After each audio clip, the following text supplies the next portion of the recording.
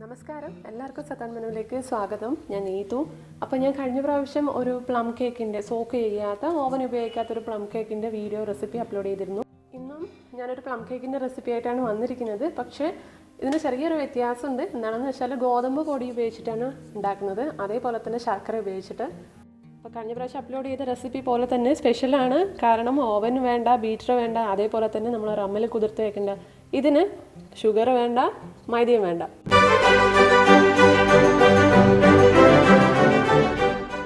നമുക്ക് റെസിപ്പിയിലോട്ട് പോവാം. അപ്പോൾ ആദ്യം തന്നെ കേക്കിൻ്റെ ടിന്ന് നമുക്കൊന്ന് ഗ്രീസ് ചെയ്തെടുക്കണം. അപ്പോൾ അതിന് വേണ്ടിയിട്ട് ബട്ടറിൽ ഒരു ബ്രഷ് ഡിപ്പ് ചെയ്തിട്ട് ഇങ്ങനെ സൈഡിലൊക്കെ ഒന്ന് ബട്ടർ പുരട്ടി കൊടുക്കാം. അപ്പോൾ ഞാനതിനകത്തേക്ക് ബട്ടർ പേപ്പർ വെക്കുന്നുണ്ട്. നിങ്ങളുടെ കയ്യിൽ ബട്ടർ പേപ്പർ ഇല്ലാന്നുണ്ടെങ്കിൽ ചെറുതായിട്ട് മൈദയോ ഗോതമ്പ് പൊടിയോ ഉപയോഗിച്ചിട്ടൊന്ന് ഡസ്റ്റ് ചെയ്തെടുത്താൽ മതിയാവും. അപ്പോൾ ഞാനതിൻ്റെ ബേസിൽ ബട്ടർ പേപ്പർ വെക്കുന്നുണ്ട്. അതേപോലെ തന്നെ സൈഡും ബട്ടർ പേപ്പർ വെച്ചിട്ട് ലൈൻ ചെയ്യുന്നുണ്ട്. അപ്പോൾ എൻ്റെ കേക്കിൻ്റെ ടിന്ന് കുറച്ച് ചെറുതാണ് ഹൈറ്റ്. അപ്പോൾ ഏകദേശം ഞാൻ എടുത്തിരിക്കുന്ന ടിന്നിൻ്റെ ഹൈറ്റിനേക്കാളും ഏകദേശം ഒരു 2.5 ഇഞ്ച് എക്സ്ട്രാ ഹൈറ്റിൽ ഞാനിതുപോലെ ബട്ടർ പേപ്പർ സൈഡിൽ ലൈൻ ചെയ്തിട്ടുണ്ട്. അപ്പോൾ നമ്മളത് പൊങ്ങി വരുമ്പോൾ താഴേക്ക് സ്പില്ലാവില്ല. അതുകൊണ്ടാണ് ഇങ്ങനെ ചെയ്യുന്നത്.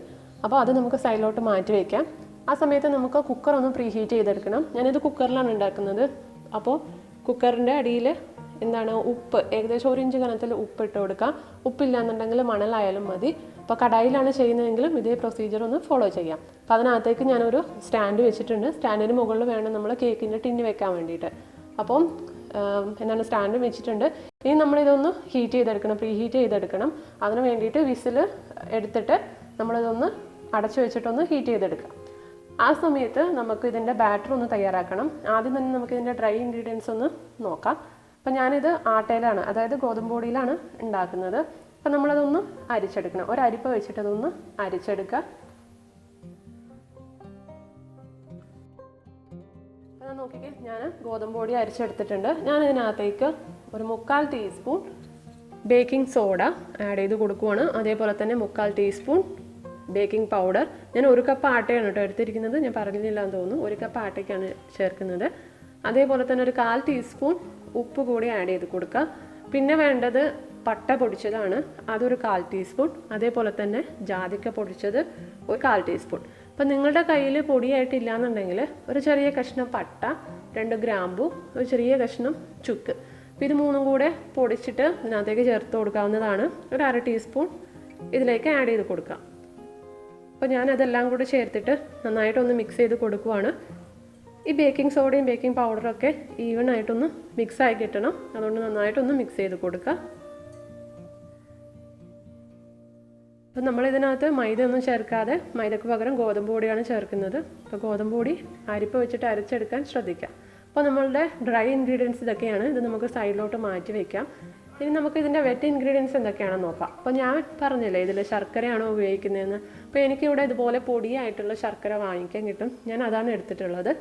അപ്പോൾ നിങ്ങളുടെ കയ്യിൽ അച്ച് വെള്ളം, അതായത് ശർക്കരയൊക്കെ ആണെങ്കിൽ അത് പൊടിച്ചെടുക്കാം, അല്ലാന്നുണ്ടെങ്കിൽ ഉരുക്കിയിട്ട് എടുക്കാവുന്നതാണ്. ഞാനിപ്പോൾ ഇവിടെ 1/2 കപ്പ് ശർക്കരയാണ് എടുത്തിട്ടുള്ളത്.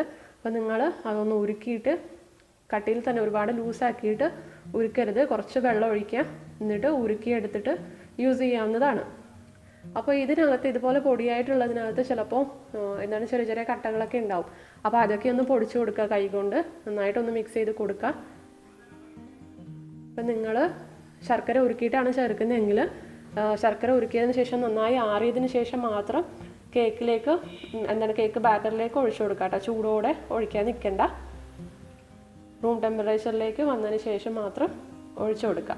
അപ്പോൾ ഇത് ഞാൻ ഇതിൻ്റെ കട്ടകളൊക്കെ കൈകൊണ്ട് ഉടച്ച് കൊടുത്തിട്ടുണ്ട്.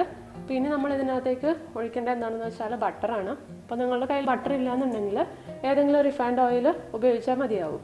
അപ്പോൾ ഞാനിവിടെ 1/4 കപ്പ് ബട്ടർ ഉരുക്കിയിട്ട് ഒഴിക്കുകയാണ്. അപ്പോൾ ഇതും റൂം ടെമ്പറേച്ചറിലുള്ളതാണ്.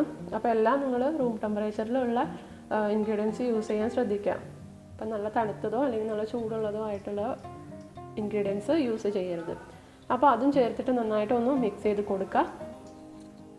കട്ടയില്ലാതെ മിക്സ് ചെയ്യാം.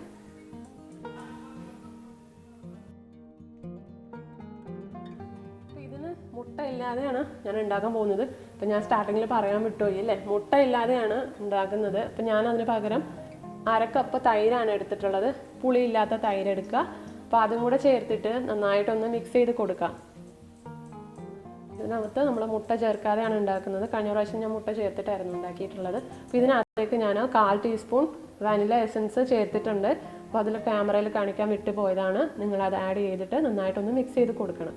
അപ്പോൾ ഇതാ ഞാനിവിടെ കുറച്ച് ഡ്രൈ ഫ്രൂട്ട്സ് സോക്ക് ചെയ്തിട്ടുണ്ട്. 1/4 കപ്പ് ഗ്രേപ്പ് ജ്യൂസിനകത്ത് സോക്ക് ചെയ്തതാണ്. ഇത് ഏകദേശം 2 ദിവസം സോക്ക് ചെയ്തതാണ്, കുതിർത്ത് വെച്ചതാണ്. അപ്പോൾ നിങ്ങൾക്ക് വേണമെന്നുണ്ടെങ്കിൽ ഓറഞ്ച് ജ്യൂസിൽ സോക്ക് ചെയ്യാം.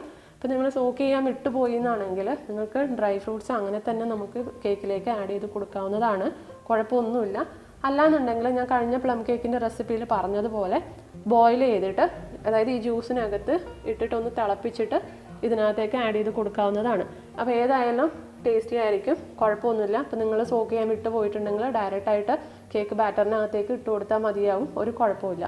അപ്പോൾ ഞാനിവിടെ എടുത്തിരിക്കുന്നത് കറുത്ത മുന്തിരിയാണ്, കറുത്ത ഉണക്കമുന്തിരി, അതേപോലെ തന്നെ ഗോൾഡൻ ഉണക്കമുന്തിരി, പിന്നെ കുറച്ച് ചെറി, പിന്നെ ഡേറ്റ്സ്. അപ്പോൾ ഇത്രയാണ് ഞാൻ ഇതിനകത്തേക്ക് സോക്ക് ചെയ്തിട്ടുണ്ടായിരുന്നത്. അപ്പോൾ ഞാനത് നമ്മുടെ ഡ്രൈ ഇൻഗ്രീഡിയൻസ് മിക്സ് ചെയ്തിട്ടുണ്ടല്ലോ, ആ ബൗളിനകത്തേക്ക് ആഡ് ചെയ്ത് കൊടുക്കുവാണ്. എന്നിട്ട് നന്നായിട്ടൊന്ന് കൈകൊണ്ട് മിക്സ് ചെയ്ത് കൊടുക്കുക. അപ്പോൾ നമ്മൾ വിസ്ക് വെച്ച് മിക്സ് ചെയ്യുമ്പോൾ അതെല്ലാം കൂടെ ഉടഞ്ഞു പോകും, കാരണം നമ്മൾ സോക്ക് ചെയ്തതാണല്ലോ. അപ്പോൾ എല്ലാം കൂടി അങ്ങ് ഉടഞ്ഞു പോകുന്നു, അതുകൊണ്ട് ഞാൻ കൈകൊണ്ട് മിക്സ് ചെയ്ത് കൊടുക്കുവാണ്.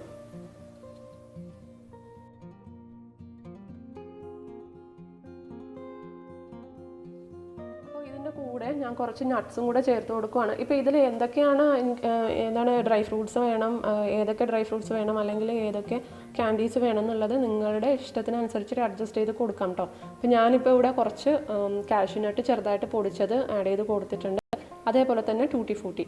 അപ്പം ഇത് ഒരു പിടി ആണ് ഞാൻ ചേർത്തിട്ടുള്ളത്, പ്രത്യേകിച്ച് അളവൊന്നുമില്ല. നിങ്ങളുടെ കേക്കിൽ എത്രത്തോളം നിങ്ങൾക്ക് ഇടയിൽ ഇതുപോലെ ക്യാൻഡീസ് അല്ലെങ്കിൽ ഡ്രൈ നട്ട്സ് വേണമെന്നുള്ളത് നിങ്ങളുടെ ഇഷ്ടമാണ്. അപ്പോൾ അതിനനുസരിച്ചിട്ട് ചേർത്ത് കൊടുക്കാം. അപ്പോൾ അതെല്ലാം കൂടി ഞാൻ മിക്സ് ചെയ്തിട്ടുണ്ട്. ഇനി നമ്മൾ തയ്യാറാക്കി വെച്ചിരിക്കുന്ന വെറ്റ് ഇൻഗ്രീഡിയൻസ് ഉണ്ടല്ലോ, അതായത് നമ്മുടെ ജാഗരിയും കേടൊക്കെ മിക്സ് ചെയ്തത്, അത് ഇതിനകത്തേക്ക് ആഡ് ചെയ്ത് കൊടുക്കാം.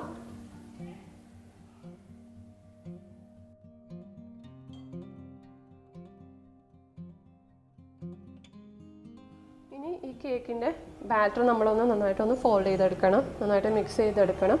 അപ്പോൾ ഞാൻ കഴിഞ്ഞ പ്രാവശ്യം ഉണ്ടാക്കിയിട്ടുള്ള പ്ലം കേക്കിൻ്റെ ബാറ്ററിനേക്കാളും കുറച്ച് തിക്കാണിത്. അപ്പോൾ കുഴപ്പമൊന്നുമില്ല, നല്ല സോഫ്റ്റ് ആയിട്ടുള്ള കേക്ക് തന്നെ നമുക്ക് കിട്ടും. അപ്പോൾ നമ്മളിനി ഈ കേക്ക് ബാറ്റർ നമ്മൾ ലൈൻ ചെയ്ത് വെച്ചിരിക്കുന്ന കേക്ക് ടിന്നുണ്ടല്ലോ, മോൾഡ് ഉണ്ടല്ലോ, അതിനകത്തേക്ക് ഇട്ട് കൊടുക്കുക. എന്നിട്ട് നന്നായിട്ടൊന്ന് ലെവൽ ചെയ്ത് കൊടുക്കുക, കാരണം ഇത് തിക്കായിട്ടുള്ളതാണ്. അപ്പോൾ ഇടയിൽ വിടവൊന്നുമില്ലാത്ത രീതിയിൽ നന്നായിട്ടൊന്ന് ലെവൽ ചെയ്ത് കൊടുക്കുക. എന്നിട്ട് ഒരു 3-4 പ്രാവശ്യം ഒന്ന് ടാപ്പ് ചെയ്ത് കൊടുക്കാം. നല്ല കട്ടിക്കാണ് ഇരിക്കുന്നത്, എന്നാലും താഴെ എന്തെങ്കിലും ഗ്യാപ്പ് ഉണ്ടെങ്കിൽ ഇങ്ങനെ ചെയ്യുമ്പോൾ ഫില്ലായിക്കോളും. പിന്നെ നമ്മളിത് അതായത് പ്രീ ഹീറ്റ് ചെയ്ത് വെച്ചിരിക്കുന്ന കുക്കറിനകത്തേക്ക് വെച്ച് കൊടുക്കുക. ഇനി നമ്മൾ കുക്കറിൻ്റെ വിസിൽ എടുത്തതിന് ശേഷം നമ്മളിത് മൂടി അടച്ച് വെച്ചിട്ടൊന്ന് ലോ ടു മീഡിയം ഫ്ലെയിമിലൊന്ന് വേവിക്കാം. നോക്കിക്കേ, ഇപ്പോൾ ഏകദേശം 50 മിനിറ്റ് ആയിട്ടുണ്ട്. അപ്പോൾ ഇതുപോലെ ഒരു സ്ക്രൂവർ അല്ലെങ്കിൽ ഒരു ടൂത്ത് പിക്ക് വെച്ചിട്ടൊന്ന് സെൻറ്ററിലൊന്ന് കുത്തി നോക്കുക കേട്ടോ. അപ്പോൾ ഇതുപോലെ നല്ല ക്ലീൻ ആയിട്ട് വരുവാണെങ്കിൽ നിങ്ങളുടെ കേക്ക് റെഡി ആയിട്ടുണ്ടെന്നാണ് അർത്ഥം. അപ്പം ഇതിൻ്റെ സമയം എല്ലാവരുടെയിൽ നിന്നും വ്യത്യാസം ഉണ്ടാവും. ചിലപ്പോൾ 10 മിനിറ്റ് അധികം എടുക്കാം, അല്ലാന്നുണ്ടെങ്കിൽ 10 മിനിറ്റ് കുറവായിരിക്കാം. അതുകൊണ്ട് നിങ്ങളൊന്ന് ചെക്ക് ചെയ്ത് നോക്കാം. അപ്പോൾ ഞാൻ നമ്മുടെ കേക്ക് എടുത്തിട്ട് താഴെ വെച്ചിട്ടുണ്ട്, കുക്കറിൽ നിന്ന് പുറത്തെടുത്ത് വെക്കാൻ ശ്രദ്ധിക്കാം. ഇനി ഇത് കംപ്ലീറ്റ് ആയിട്ട് തണുത്തതിന് ശേഷം മാത്രം നമുക്ക് അൺമോൾഡ് ചെയ്തെടുക്കാം. അപ്പോൾ സമയത്തിൻ്റെ കാര്യം നിങ്ങൾ പ്രത്യേകം ശ്രദ്ധിക്കണം. ചിലപ്പോൾ 10 മിനിറ്റ് അധികം എടുക്കാം, അല്ലാന്നുണ്ടെങ്കിൽ കുറവെടുക്കാം. അതുകൊണ്ട് ഏകദേശം ഒരു 30 മിനിറ്റ് മുതൽ നിങ്ങളൊന്ന് ചെക്ക് ചെയ്യാൻ തുടങ്ങിക്കോളൂ. അപ്പോൾ ഇത് നോക്കിക്കേ, നമ്മുടെ കേക്ക് ഇപ്പോൾ നന്നായിട്ട് തണുത്ത് കഴിഞ്ഞിട്ടുണ്ട്. അപ്പോൾ നല്ല സോഫ്റ്റായിട്ടാണ് ഇരിക്കുന്നത് കേക്ക്, നല്ല സൂപ്പർ സോഫ്റ്റാണ്. അപ്പോൾ നമുക്കിതൊന്ന് ചെറുതായിട്ട് കത്തി വെച്ച് ചെറുതായിട്ടൊന്ന് സൈഡിൽ നിന്ന് ഇളക്കി കൊടുക്കാം. അപ്പോൾ നമ്മൾ ബട്ടർ പേപ്പർ വെച്ചിട്ടുണ്ട്, എന്നാലും എവിടെയെങ്കിലും ഒട്ടിപ്പിടിച്ചിട്ടുണ്ടെങ്കിൽ ഒന്ന് റിമൂവ് ആയി കിട്ടാൻ വേണ്ടിയിട്ടാണ് ഇങ്ങനെ ചെയ്യുന്നത്. അപ്പോൾ നമ്മളിതിനൊരു പാത്രത്തിലേക്ക് മാറ്റി കൊടുക്കാം.